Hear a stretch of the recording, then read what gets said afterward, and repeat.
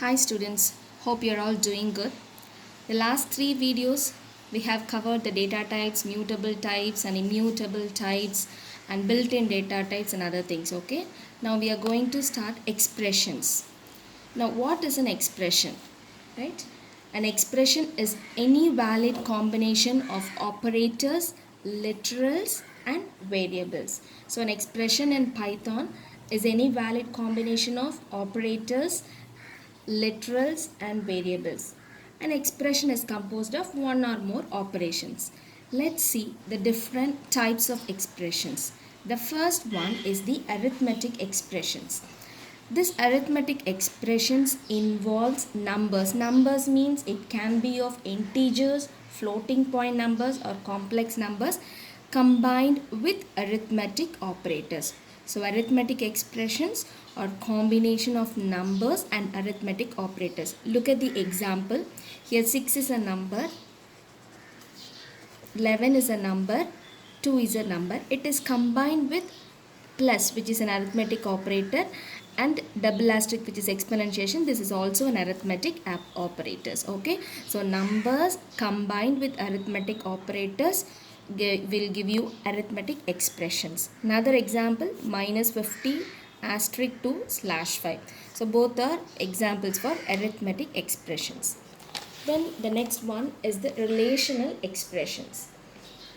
An expression, this is relation expression, is a combination of literals, variables and relational operators. We have studied all the different types of operators in our previous videos, so please go through that.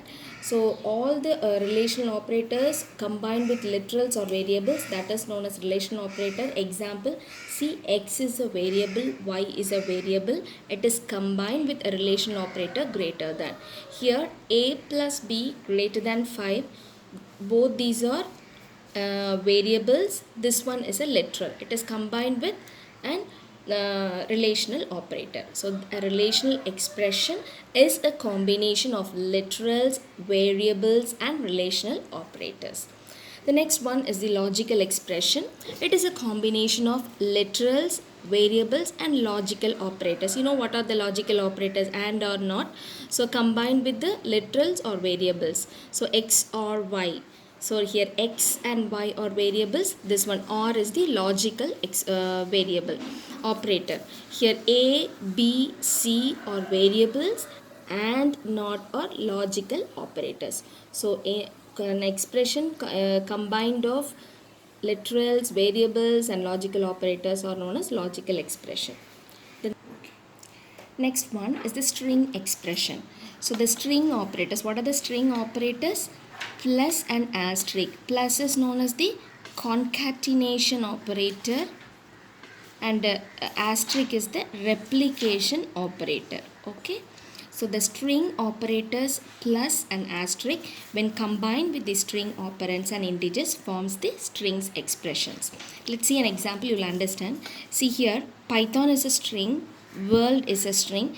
Both the strings can be combined using the concatenation operator plus. Similarly, Python is a string. Here 2 is an integer. Okay, so it is combined with the replication operator asterisk. So what will be the output for this? You are combining plus. It will not add, it will join the two strings. Python world will be the output. Here Python asterisk 2. Asterisk, I told, it is a replication operator.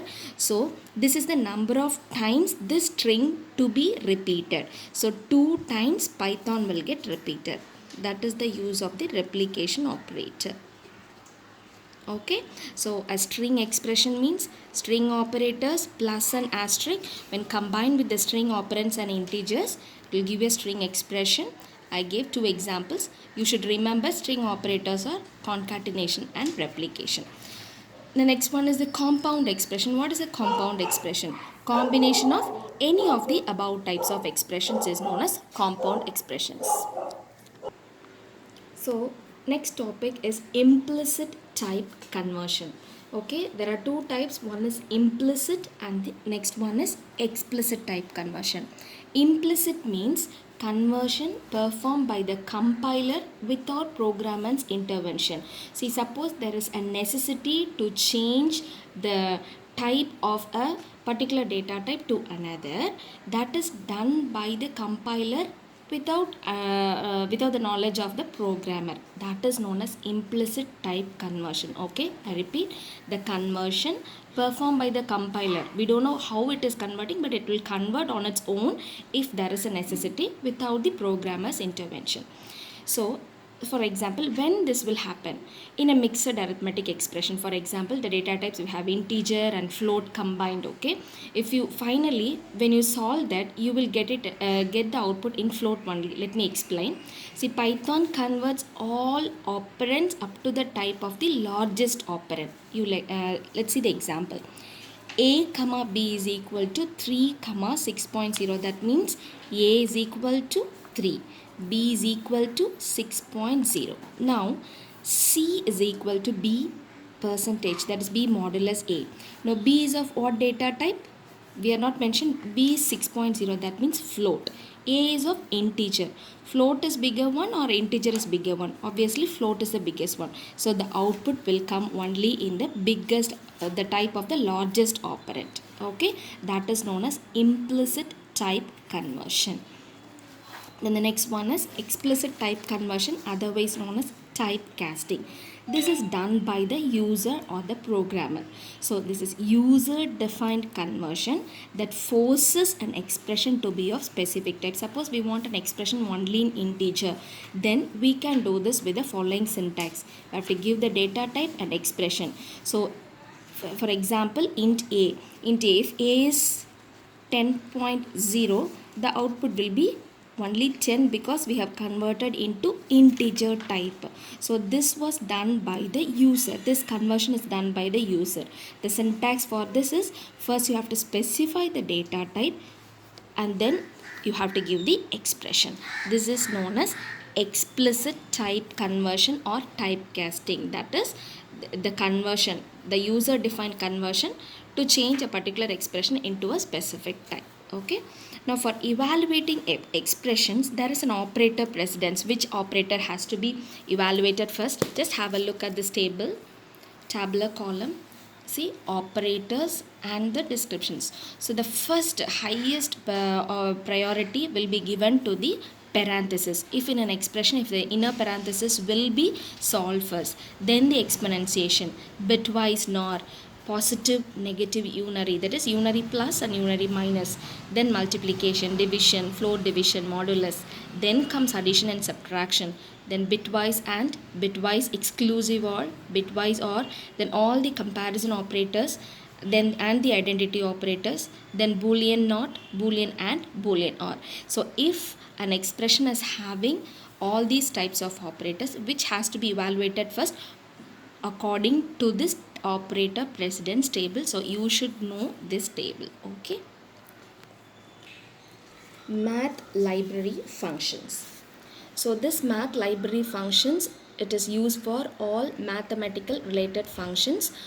To use all these mathematical library functions, you have to import the module math. So before using all the mathematical functions, you have to write import math. Okay, now look at this tabular column which has all the functions, all these math functions. You have to you should know that this math modules or the math functions will work with all number types except for complex. So for complex numbers you cannot use this math module functions. Only for all the other numbers you can use.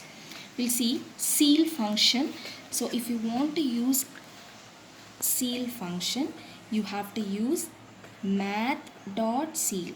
So first the name of the module dot the function name. Similarly sqrt, if you want to use math.sqrt number.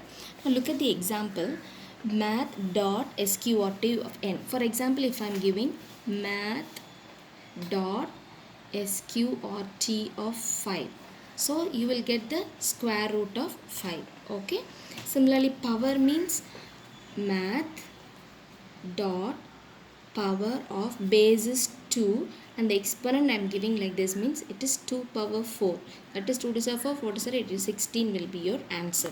So before using any of these mathematical functions, you have to write import math. Okay, just look at the tabular column. There are many mathematical functions: sine, cos, tan, degrees, for log 10 and all.